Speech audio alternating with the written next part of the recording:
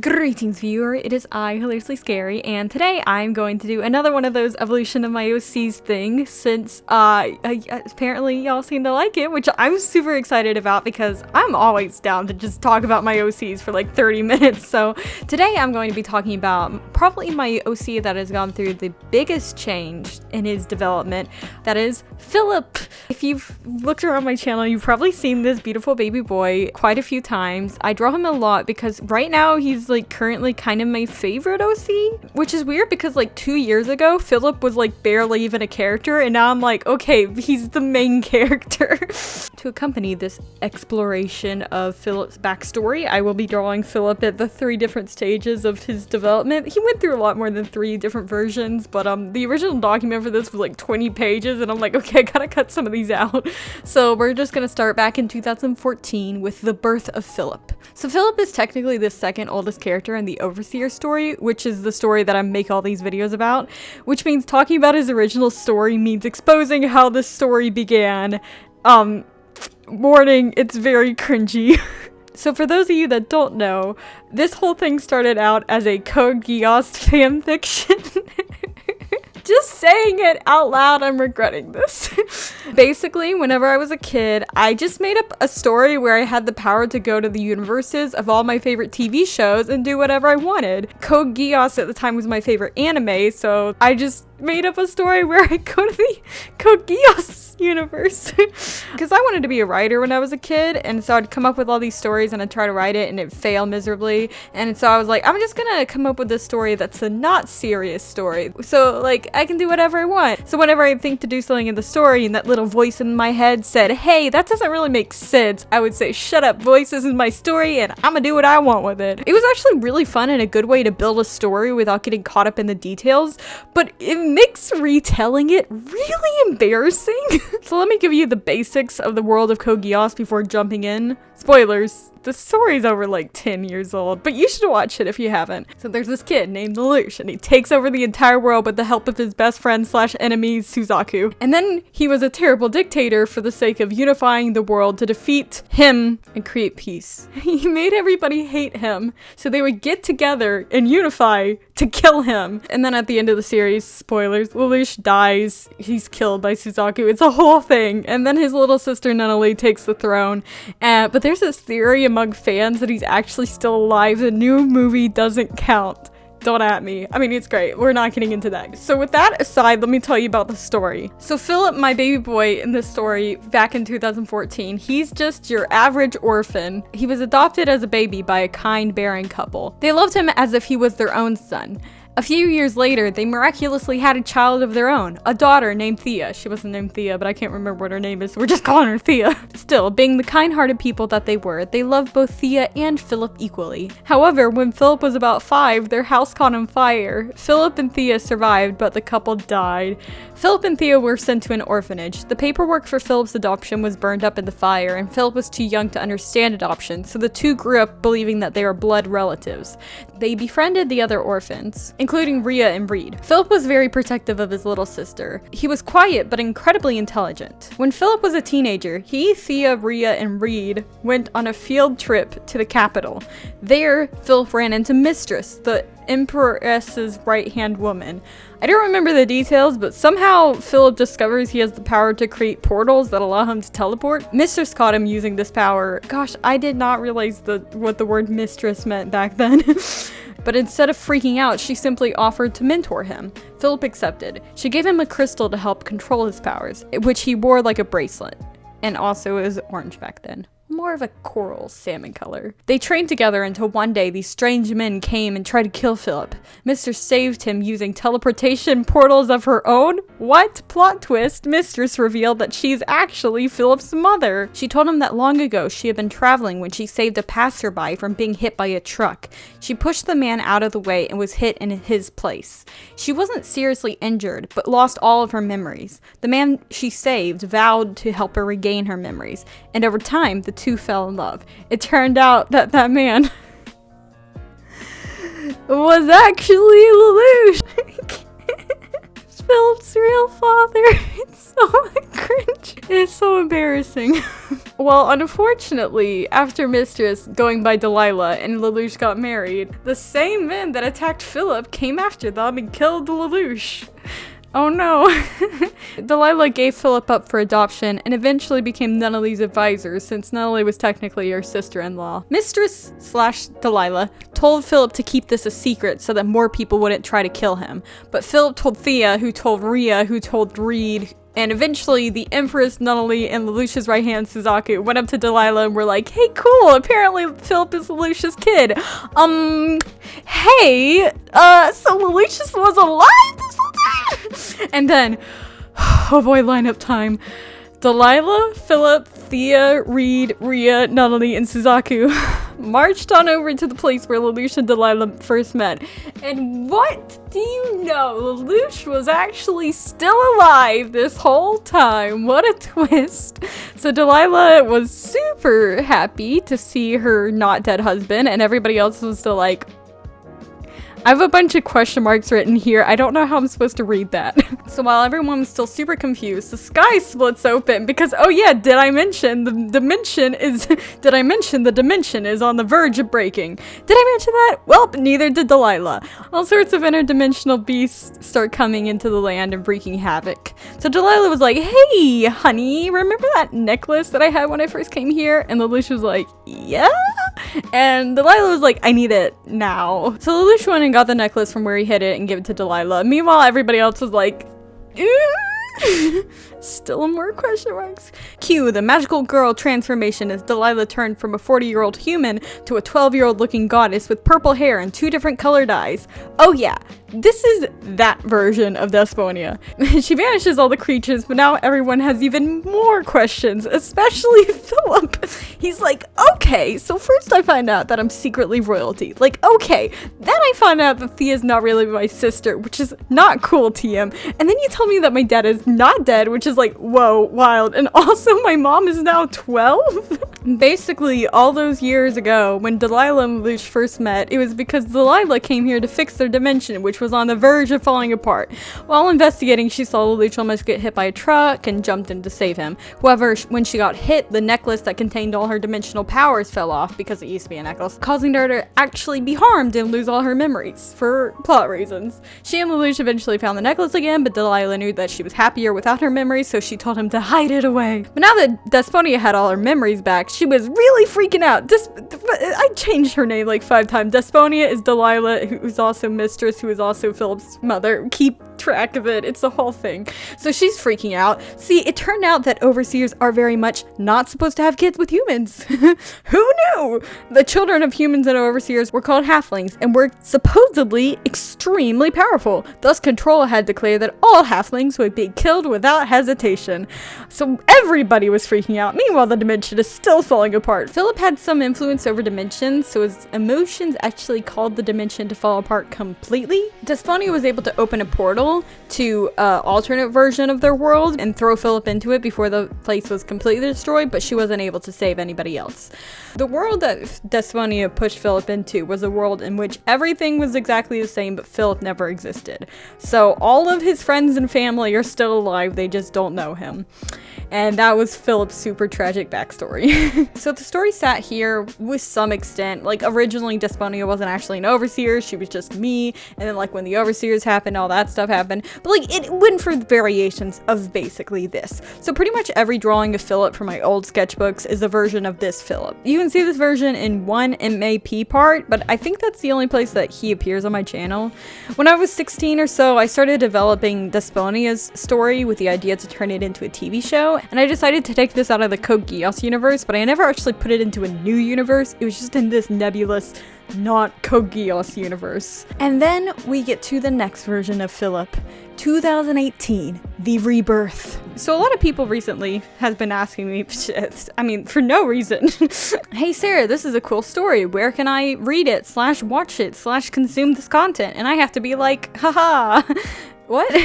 Because I haven't actually produced anything for this. The idea is, I want to make TV shows out of these stories one day. I don't know why I sound so serious all of a sudden, but I want to make TV shows out of this one day, and that's why I'm going to school for creative writing. But in the meantime, I have been looking for a place to like make a small entry point to the Overseer multiverse. Back in 2018, I realized that Philip's story is so isolated that it would actually make a great entry point. So I started developing his story more with the idea to turn it into a novel. See, for the longest time, Philip's backstory just existed in that weird part of the Overseer story I'm never gonna actually get into. After all, Philip wasn't really a huge part of the story. He was literally just there to fulfill a prophecy. But as I started to develop his backstory for a novel, I realized how much potential he had as a character. After coming up with the idea of taking his story and writing it for a novel, I sat down and created this storyline. In a world in which Rome never existed, 5 people came out of nowhere with powerful abilities known only as ancient powers. They were known as the Leader, the Protector, the Crystallizer, the Vanisher, and the Melter. Together, they destroyed the world. Only the Leader, his sister, the Vanisher, and the Protector survived. The 3 of them took over what was left of the world. The Leader declaring himself the supreme leader of the entire world with his powers to manipulate darkness, and the Protector serving as his loyal guard with the powers to create shields. Shortly afterwards, the Vanisher does the murder to self. I don't know why I can't say this. She commits suicide. It's such a heavy topic. I don't know why. I don't know. I just feel like it's not really fun to joke about it. Anyways, she leaves behind her son Quentin, who also has vanishing powers. A few years later, the Leader was killed, and Quentin, who's the Vanisher's son, takes over the throne in his place. Large city-states, which I call town-dums, pop up. Philip lived in one of these town-dums named Epelia. I don't know. It's Ethelia. It's just spelled like Epelia. It's not really spelled. You know what? We don't have time for this. He was one of the many orphans in this world. So the thing with the loving couple who adopts Philip and then have their own son and then die, and then Philip and Thea think that they're blood siblings, carried over from the last story. So Philip and Thea are like orphans together. They're still friends with Reed, but Rhea has been deleted. Also, Philip is no longer the smart golden child. He is now angry boy TM, and I love him. The only really strange thing about him is that he can see this strange rip in the sky that nobody else seems to be able to see, but I mean, it's probably no big deal, right? So one day, Philip and Reed are playing hooky from school. They left Thea behind because Philip doesn't want to deal with her. It's one of those sibling relationships where they love each other, but they also can get on each other's nerves. However, that day, an extremist group called the Followers attacked the school that day. They took the students, including Thea, hostage. When Philip finds out, he's overcome with rage and his powers activate for the first time. It turns out he has the same ancient powers as the leader guy. What a coincidence! He storms the school, killing many of the followers, but his powers are too strong, and they start to overtake him. That's when Philip sees the figure of a girl who presses something into his hand. The pressure from his powers overloading him begins to fade, and his vision clears enough for him to see the face of a beautiful girl with white hair and bright green eyes. Then, he passes out. He wakes up in a hospital room with Reed by his side. Reed tells him that the followers had skipped town with a group of hostages, including Thea, after they were attacked by an unknown person. Philip wants to go look for his sister, but Reed tells him to leave it to the authorities. But Philip won't let go that easily. They go back to an orphanage, and that night Philip goes out to the woods and begins to think. That's when he hears a voice behind him say, "So, do you want this back?" Philip turns around to see the girl from before holding a dark purple crystal. Is this supposed to be dark purple? Oops. She throws the crystal over to him and he catches it. The instant it touches his skin, the crystal begins to glow softly. Philip starts to ask the strange girl questions, but she holds up her hands, telling him that Master could answer all his questions. Philip asks where her master is, and the girl tells him that Master is overseas until the end of the summer. She introduces herself as Katerina Urban and tells him that she's been tracking down the followers from Master. The crystal that she gave him contains all his powers, ancient powers. That's right, Philip is the son of the leader. Dun dun dun. Philip scoffs at the idea, saying that he may be an orphan, but he knows who his parents are. Ren insists that he must be the son of the leader, because they share the same powers. She knows this because she is actually the daughter of the Crystallizer, and also the Melter, but that wasn't in this version, and has crystal powers. Ren makes him an offer. They both want the same thing, to defeat the followers. If they work together, they can achieve that goal. So Philip agrees. Over the course of the story, Philip learns to master his powers with the help of Ren. They end up traveling all around the world. It's mostly because I didn't really know how to write a story, so I was like, what should they do? And I'm like, well, maybe the thing they need is in France. or whatever France is in this world. This version went on with Ren training Philip, and Philip eventually found the followers, and it's revealed that Reed had been a follower all along and knew about Thea. I'm not sure about the timeline exactly, but eventually Thea dies because Reed kills her, and then Philip kills Reed, and at some point they meet up with Master, who is actually Delilah Master, right hand to King Quentin, and also Philip's mother. Big surprise. Master Desponia realizes that the dimension is unstable and goes back to the place where she left her earring, which functions the same as the necklace in the last version. And then her and Remy's the leader. His name is Remington, and I love him. So she goes back to Remy's old home for the earring, and then whenever they arrive, they find out that Remy's actually alive. Trust me, this reveal gets shockinger every time. Also, it turned out that the 5 ancient powers didn't actually mean to destroy the world. See, when you're using ancient powers, the powers start to take over your mind until you completely destroy everything in your path. This is what happened to the ancient powers, and whenever they finally escaped the hold on their powers, the whole world had been almost completely destroyed, and they were like, oops. So the rest of the story played out exactly as it had before, with the dimension falling apart, Delilah revealing herself to be Desponia, Philip being the only survivor of this universe, and so on. The story's virtually the same, just without all the Code Geass stuff. And also I've replaced Philip's intelligence with raw power. As I was adapting the story for the novel, I started drawing Philip more and more. Most of the content I've created from this story is one iteration of the story. In particular, trying to write the perfect story, and the higher meme feature this version of the characters.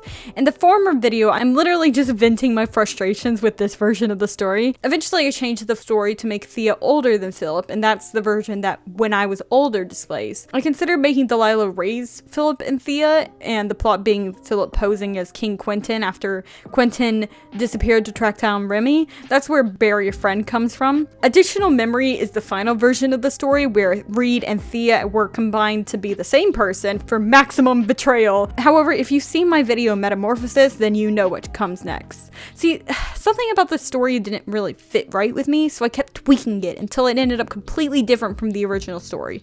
In the final versions of this world, Philip was barely even an important character. He was mostly just standing on the sidelines as the world burned in front of him. I actually went through 2 drafts of the book, my first draft hitting 40,000 words, and my second hitting 25,000 before I gave up. The story was a mess. There were too many plot twists, from the early plot twist of Philip being the son of the dead king and Thea not being his sister, to the absolutely buck wild plot twist of his father still being alive, his mother being a goddess, and his best friend being so evil that he kills Philip's sister. It was just way too much craziness for one book. But then I took a class on world building and began to document my process through a series of vlogs, which you can watch here. You can see as I become increasingly frustrated with both the world and the story until the last episode where I throw it all out in favor of the story I have today. Let's talk about now, the new world. So after struggling with Philip's story for a year, I finally came to a realization. The world and the characters were out of balance. That is to say, the world didn't work for the backstory, especially not Philip. I go into further detail about this in Metamorphosis, so I scrapped this world and threw Philip into a new world that I made a long time ago. And thus the story only known as Royale became Philip's new backstory. So since then, I've developed this Royale universe to the point that I'm happy with. I've simplified the story a lot more too. Basically, there's only 1 or 2 major plot twists now, both with much more foreshadowing and precedence in the story. After completing my world building class, I was talking to another teacher about how much the story had changed in that class. I like it where it is now, but it keeps changing, I told him. I want to write it, but I'm scared that I'm going to write something and then the story will change and I'll have to start all over again. He told me that this is perfectly normal. Like I lamented in that old video about Philip's story, I was trying to write the perfect story. I thought that if I kept changing it, eventually I would find the perfect version. But there is no perfect version of any story. He told me eventually you have to put your foot down and decide not to change the story anymore. So I made a choice. I'm putting my foot down. This is the final version of Philip's world. And once I did that, I was able to move past it and develop what happens to Philip after the events of the story. I made the video Born for this to reflect the new version of Philip's backstory. It's a simple story with a developed world, compelling characters, and a traditional plot. I could easily write a novel about it now. But when I actually sat down to write the novel, I had a long conversation with myself about what I wanted from Philip and his story. Was a novel really the best medium to tell his story? Writing a novel is no simple task. Even if I was to write it, getting published is a whole other monster. In the end, I decided that it would be better to focus on my script writing and continue with my original plan of writing TV shows. So the book, titled Curiosity Inevitability, is officially on hiatus. Right now, I'm focusing on honing my craft until I can be my own showrunner. So maybe in a decade or so, you can keep a lookout for a show about this little purple-haired boy. And that's why this video is called Evolution of my OC and not OC's Then to Now, because I can't tell you what Philip is like now, because this is spoiler territory now. This is it. This is the version you're gonna see one day, because you are gonna see it one day. And that's a promise that I'm making between me and all of you, because there's so many more of you now. Can I just say, I am so overwhelmed with the amount of support that I've been getting lately. It's so amazing to see people so invested in my characters and wanting to see more of them. Like, I honestly, it's a dream come true. Thank you so much for watching, and I will see you in the next video. Bye!